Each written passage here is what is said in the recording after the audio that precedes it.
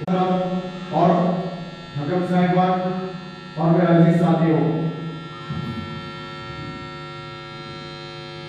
आज दुनिया में जुल्म का दौर दौरा है। हर शख्स एक दूसरे के माल को असबाब बढ़ा करने के चक्कर में वो समझता है कि दूसरे का माल हत्या कर मैं अपने जायदाद में इजाफा कर लूंगा, मेरी दुकान तरक्की कर जाएगी, मेरी खेती बाड़ी बढ़ जाएगी, मेरे बोल दुआश और रहन सहन में तब्दीली आ जाएगी।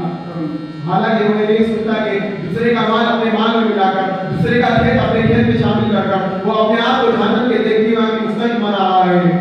वो समझता है कि दूसरे का खेत हवा कर मैं अपने खेत की मिकदार में इजाफा कर लिया, हालांकि हकीकत में उसने अपने खेत की मिकदार में बढ़ाई।